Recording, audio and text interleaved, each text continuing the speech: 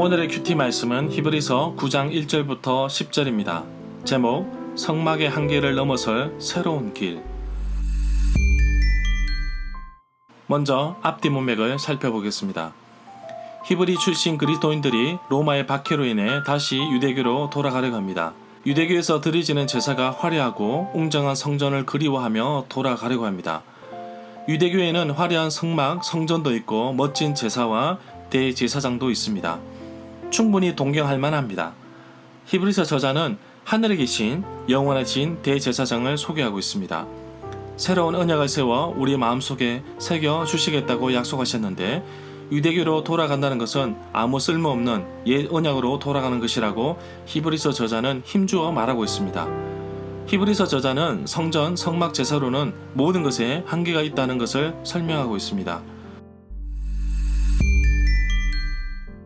문단을 나눠보겠습니다. 1절부터 10절은 옛 언약의 예배. 1절부터 2절에 보면 첫 번째 언약에도 섬기는 예배의 규칙, 예법이 있었으며 또한 세상에 속하여 예배를 위하여 사람이 만든 성소도 있었습니다. 여호와께서는 백성들 중에 거할 성소를 백성들로 하여금 짓게 하였습니다.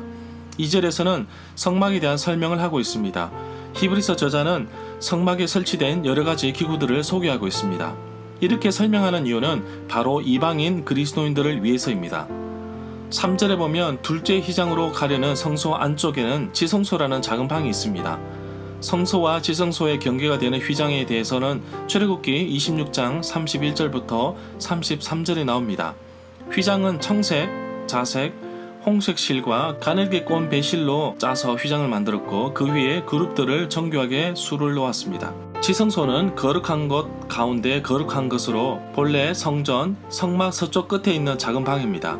성전의 경우 지성소 서쪽 끝 벽 뒷면이 오늘날 예루살렘의 통곡의 벽입니다. 정육면체 방으로 한 변의 길이가 약 5m 정도 됩니다. 성전의 경우에는 성막의 2배가 됩니다. 4절에 보면 지성소에서는 향을 피우기 위해 만든 분향 금제단과 온통 금으로 입혀진 언약궤가 놓여 있습니다. 하나님의 언약궤 안에는 만나를 담은 금 항아리와 아론의 쌍난 지팡이 그리고 옛 언약에 새겨진 돌판 2개가 들어 있었습니다. 열왕기상 8장 9절에 의하면 언약궤 안에 율법판만 들어 있었다고 합니다. 만나를 담은 항아리를 구약 성경에서는 금 항아리로 하지 않습니다. 5절에 보면 언약궤 위에 하나님의 영광을 나타내는 날개 달린 생물인 그룹들이 날개로 뚜껑을 덮고 있었습니다. 속죄판을 그 날개로 내리 덮었습니다. 성경에서 그룹에 대해서 약 90회 이상 언급하고 있습니다. 히브리 낱말 케투빔은 그룹의 복수형입니다. 한국어 성경에서는 단수와 복수를 구분 없이 그룹이라고 음명하였습니다. 그룹은 날개를 가지고 있었습니다. 솔로몬 성전의 경우 감람나무로 조각한 것인데 겉은 황금으로 덧입혔습니다.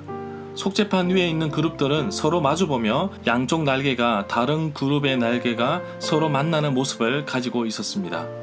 8절에 보면 성령은 이것을 통해 보여주시는데 옛 성막 제도가 그대로 남아있어서 첫째 칸 성막, 성소에 있는 동안에는 아직 지성소로 들어가는 길이 열려지지 않았다는 것을 보여주고 있습니다. 히브리서 10장 19절부터 20절에 보면 우리가 예수의 피를 힘입어 성소에 들어갈 담력을 얻었나니 그 길은 우리를 위하여 휘장 가운데 열어놓으신 새로운 살 길이요 휘장은 곧 그의 육체니라고 말하고 있습니다. 9절부터 10절에 보면 이 장막은 현재를 위한 비유입니다. 현 시대를 상징하는데 드려지는 제의에 따라 예물과 제사로는 예배 드리는 자의 마음속까지 깨끗하게 할 수 없습니다. 결국 희생 제물을 아무리 많이 바치더라도 양심으로부터 해방은 없다는 것으로 볼 수 있습니다. 이것은 이 땅에서 성막 제도의 한계인 것입니다.